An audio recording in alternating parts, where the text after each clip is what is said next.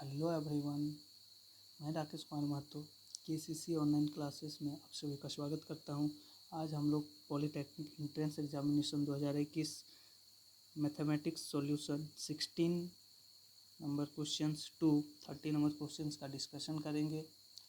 चलिए स्टार्ट करते हैं, सॉल्यूशंस देते हैं। क्वेश्चंस आपका है, यदि कॉट थीटा इक्वल्स टू 7/8 तो 1 plus sine theta into 1 minus sine theta by 1 plus cos theta 1 minus sine theta का मान ज्ञात करें। ऑप्शंस आपके सामने हैं A B C D. Cot theta हम लोग जानते हैं बी बाई पी रेशियो के फॉर्म में होते हैं। बी और पी मेरा दिया है, दैट मीन्स हमको एच फाइंड आउट करना है। H equals to under root B square plus P square होता है। हम फॉर्मूला बैठा दिए हैं, वैल्यू पुट अप किया है तो मेरा एच का वैल्यू फाइंड आउट हो गया है। इस तरह से भी निकाल सकते हैं या फिर हम इसमें डायरेक्ट फार्मूला बैठा सकते हैं। 1 plus sine theta 1 minus sine theta 1 plus cos theta into 1 minus cos theta. तो हम कह सकते हैं ए प्लस बी ए माइनस बी का फॉर्मूला ए स्क्वायर माइनस बी स्क्वायर होता है। That means 1 plus sine theta 1 minus sine theta 1 minus sign square theta by 1 minus cos square theta नीचे वाले को। तो यहाँ 1 minus sign square theta that means cos square theta 1 minus cos square theta equal to sine square theta. जब हम इस cos by sine cot होता है तो कॉट स्क्वायर थीटा हो जाएगी। मेरा कॉट का वैल्यू डायरेक्ट दिया हुआ है 7/8, दैट मीन्स 7/8 का स्क्वायर 49/64 आंसर, मतलब ऑप्शन नंबर ए होगा। 17 नंबर क्वेश्चन, निम्न में से कौन सा सत्य नहीं है? ऑप्शन है sine 30 equals to 1/2, cos 30 equals to √3/2, sine 90 equal to 0, cos 0 equal to 1। इसमें से देखिए आप 4 ऑप्शन में से 3 सत्य है और एक असत्य वैल्यू दिया होगा, तो हमको फाइंड आउट करना है कौन सा असत्य है। साइन 30 मेरा 1/2 होता है, कॉस 30 √3/2 होता है, साइन 90 इक्वल्स टू 0 ये गलत है। साइन 90 मेरा 1 होता है value, cos 0 1, that means option number C सही होगा। यदि 18 नंबर क्वेश्चंस, यदि वृत्त की परिधि 22 सेंटीमीटर है तो उसके अर्धवृत्त का क्षेत्रफल होगा। ऑप्शंस आपके सामने हैं। वृत्त का परिधि दिया है 22 सेंटीमीटर। वृत्त का फॉर्मूला होता है, वृत्त का परिधि का formula 2πr equals to 22 centimetre by 2 into pi का वैल्यू 22/7 पुट किए r। अब यहाँ पर हम कैलकुलेट करेंगे तो r बराबर 7/2 आएगा। अर्धवृत्त का क्षेत्रफल कहने का अर्थ है वृत्त का क्षेत्रफल जो होता है उसमें से 2 भाग लगाएंगे, पाई r²/2, ये मेरा फॉर्मूला होता है। वैल्यू पुटअप करेंगे, आंसर मेरा 77/4 आएगा, that means option number D. सभी क्वेश्चंस एनसीईआरटी 10th क्लास के मैक्सिमम क्वेश्चंस लिए गए हैं। आप अगर 10th क्लास की एनसीईआरटी बुक को अच्छे से थॉरोली पढ़ेंगे तो आप आसानी से ये सब क्वेश्चंस कर सकते हैं। बिंदु Q से एक वृत्त पर स्पर्श रेखा की लंबाई 8 सेंटीमीटर है और केंद्र से Q की दूरी 10 सेंटीमीटर है, तो त्रिज्या है। ये क्वेश्चंस भी एनसीईआरटी का है। इस तरह से हम इसको फिगर ड्रॉ करेंगे। Q एक एक्सटर्नल पॉइंट लेंगे, P मेरा टेंजेंट पॉइंट है, O मेरा केंद्र है, OQ मेरा 10 सेंटीमीटर है, PQ 8 सेंटीमीटर है, हमको OP निकालना है, दैट मीन्स ये त्रिज्या R है, तो R मेरा निकल जाएगा। OP इक्वल्स टू लिख सकते हैं OQ का स्क्वायर माइनस PQ का स्क्वायर। जब वैल्यू मेरा पुटअप करेंगे 10 का स्क्वायर माइनस 8 का स्क्वायर अंडर रूट, तो मेरा R मेरा 6 सेंटीमीटर आएगा, ऑप्शन नंबर सी।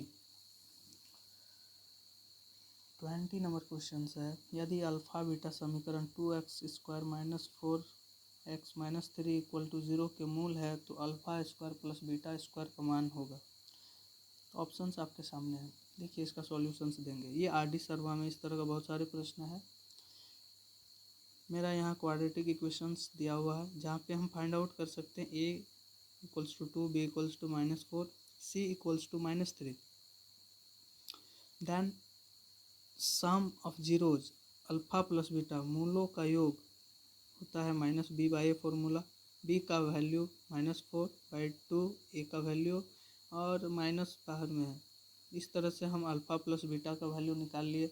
और एक होता है मूलों का गुणनफल, product of roots alpha into beta equal to C by ए, सी का वैल्यू -3, ए का वैल्यू 2 फाइंड आउट कर ली। अब एक मेरा रामबान फार्मूला होता है, हम ऐसा लिख सकते हैं अल्फ़ा प्लस बीटा का whole square equals to alpha का स्क्वायर प्लस बीटा का square plus 2 into alpha beta. इस तरह से हम मेरे पास अल्फ़ा प्लस बीटा का वैल्यू है, alpha square plus beta square हमको फाइंड आउट करना है, इसको ब्रैकेट में रखेंगे, plus 2 into alpha into beta भी मेरा -3/2 आया। इस तरह से हम कैलकुलेशंस करेंगे तो मेरा alpha square plus beta square equal to 7 value आएगा। आगे बढ़ते हैं।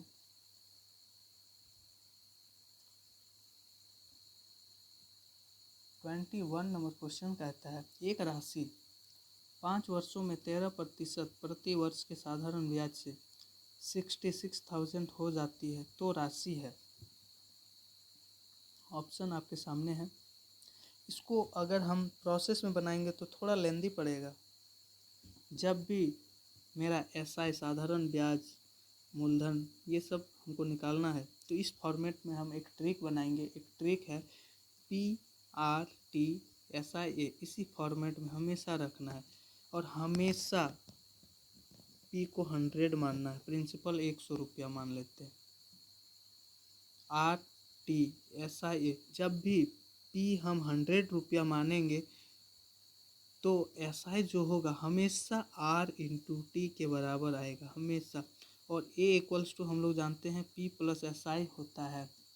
यहाँ पर 100 रुपया मान लेते हैं, P है, रेट मेरा गिवन है 13%, टाइम मेरा गिवन है 5 ईयर, तो हम कह सकते हैं SI मेरा 65 रुपया एनी हाउ आएगा।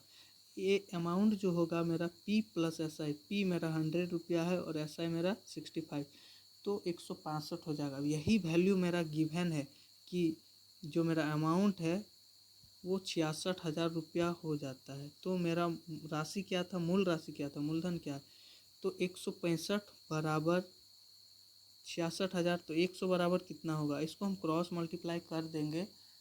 100 into 66,000 equal to 165 into x, या बॉक्स कर सकते हैं। तो यहाँ से एक्स का मेरा फाइंड आउट वैल्यू आ जाएगा 40,000 रुपये। तो यही मेरा ऑप्शन नंबर सी होगी। 22 नंबर क्वेश्चन, एक समद्विबाहु त्रिभुज का क्षेत्रफल ज्ञात करें जिसका आधार 8 सेंटीमीटर और समान भुजाओं में से एक 5 सेंटीमीटर है। ऑप्शन आपके सामने है। आधार B इक्वल्स टू 8 सेंटीमीटर, समान भुजा A इक्वल्स टू 5 सेंटीमीटर। मान लेते हैं समान भुजा A बराबर 5 और आधार B बराबर 8 सेंटीमीटर। तो एक सूत्र होता है, मेरा फॉर्मूला होता है समद्विबाहु त्रिभुज का क्षेत्रफल B/4 into √4A² minus B²। आप इसको सॉल्यूशंस देंगे, आराम से वैल्यू पुटअप कर देंगे तो मेरा 12 सेंटीमीटर स्क्वायर आएगा। ये मेरा समद्विबाहु त्रिभुज का क्षेत्रफल होगा।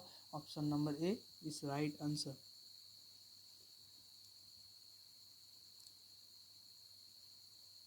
आगे बढ़ते हैं। लंबाई 7 सेंटीमीटर और चौड़ाई 4 सेंटीमीटर वाले एक आयताकार तार को एक वृत्त बनाने के लिए मोड़ा जाता है। वृत्त का क्षेत्रफल क्या है? ऑप्शंस सामने में है। कह रहा है कि एक आयत है जिसका लंबाई और चौड़ाई दिया है और उसी आयत से एक वृत्त बनाया जाता है। वृत्त को तार से मोड़ा जाता है और वृत्त का फॉर्म दिया जाता है। तो हम कह सकते हैं आयत का परिमाप बराबर वृत्त की परिधि। आयत का परिमाप हम लोग जानते हैं 2 इंटू एल प्लस बी। वृत्त का परिधि होता है 2πr। इस तरह से यहाँ एल भी दिया है और बी भी दिया है। पाई का वैल्यू हम लोग जानते हैं 22/7।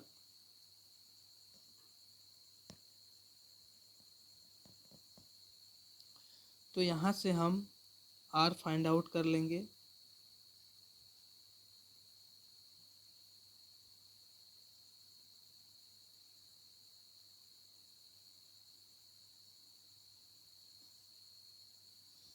यहाँ से जब हम कैलकुलेशंस करेंगे तो आर का वैल्यू जो आएगा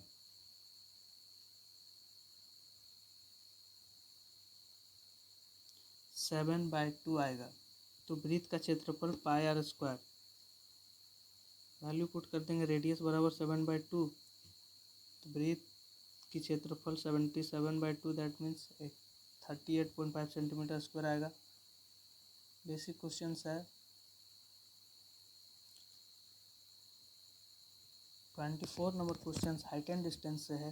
टावर के आधार से 45 मीटर दूर भूमि पर एक बिंदु से टावर के शीर्ष का उन्नयन कोण 60 डिग्री है। टावर की ऊंचाई ज्ञात करें। ऑप्शन आपके सामने है। इसको हम एक रफ स्केच के रूप में करेंगे। 60 डिग्री है, राइट एंगल ट्रायंगल है,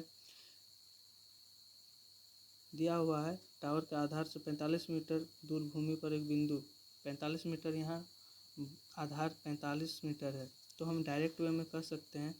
tan 60 बराबर फिगर के अकॉर्डिंग x/45।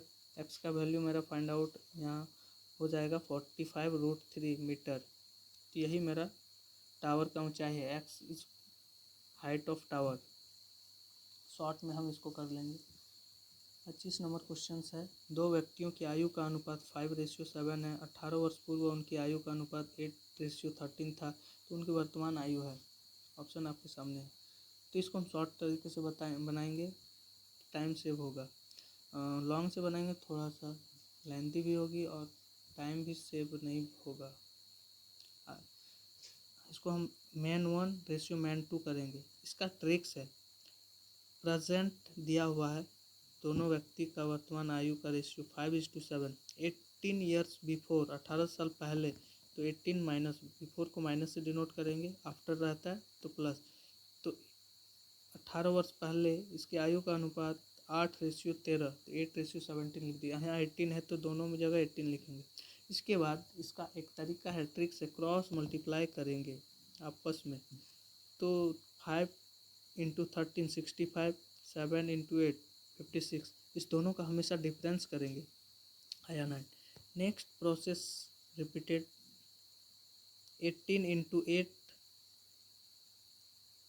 144 एंड 18 × 13 234। दोनों का डिफरेंस जब हम करेंगे तो 90 आएगा। तो बड़ा जो नंबर होगा उसको छोटा नंबर से हमेशा डिवाइड करेंगे। दैट मीन्स मेरा 90/9 10। यही 10 से हमेशा मल्टीप्लाई करना है ऊपर वाले से। तो मतलब 10 × 5 50 ईयर्स, 10 × 7 70 ईयर्स। यही मेरा option number A. Next 26 number बहुत ही आसान क्वेश्चन है, प्रोबेबिलिटी से क्वेश्चन है। 20 बल्बों की एक खेप में 4 दोषपूर्ण है। इस खेप से यादृच्छ रूप से एक बल्ब निकाला जाता है, तो इस बल्ब को दोषपूर्ण होने की प्रायिकता ज्ञात करें। ऑप्शन आपके सामने है। 20 बल्ब में से 4 मेरा दोषपूर्ण है, तो कहने का अर्थ है दोषपूर्ण की प्रायिकता 4, और कुल कितना बल्ब है 20, 4/20, that means 1/5। Option number A. 27 number question का NCERT क्वेश्चन बहुत ही पॉपुलर क्वेश्चन है। यदि tan a बराबर √3 एंड tan a - b बराबर 1/√3, तो a और b का वैल्यू फाइंड आउट करना है। ऑप्शन आपके सामने है। tan a + b बराबर √3, tan a + b बराबर √3 को हम tan 60 लिख सकते हैं। अब इस दोनों को जब कंपैरिजन करेंगे तो a + b बराबर 60 degree. Similarly tan a - b = 1/√3 given tan a - b बराबर tan 30, तो a - b 30 डिग्री। अब इस दोनों इक्वेशंस को सॉल्व आउट करेंगे तो a मेरा 45, b मेरा 15। ऑप्शन हिट से भी लगा सकते हैं, मेरा आंसर आ जाएगा। आगे ये 28 नंबर क्वेश्चन रेलवे बेसिस है। इस तरह के भी क्वेश्चंस पूछे जाते हैं, इसको भी प्रैक्टिस कर लेंगे। इस टाइप के क्वेश्चंस। 2 महिलाएं और 5 पुरुष एक कढ़ाई के काम को 4 दिन में समाप्त कर सकते हैं, जबकि 3 महिलाएं और 6 पुरुष इसे 3 दिन में समाप्त कर सकते हैं। एक महिला द्वारा अकेले इस कार्य को समाप्त करने हेतु लिए जाने वाले दिनों की संख्या ज्ञात करें। ऑप्शंस आपके सामने हैं। हम इसको डायरेक्ट वे में बनाएंगे। माना कि महिला एक दिन का कार्य, प्रोसेस टाइप से चलेंगे इस तरह से। एक दिन का कार्य x, पुरुष का एक दिन का कार्य y, तो हम इसको इक्वेशंस के रूप में बनाएंगे। 2x + 5y, 2 महिला है 5 पुरुष बराबर 1/4। दिनों है तो ये बदल जाएगा 1/4। 2x + 5y बराबर 1/4।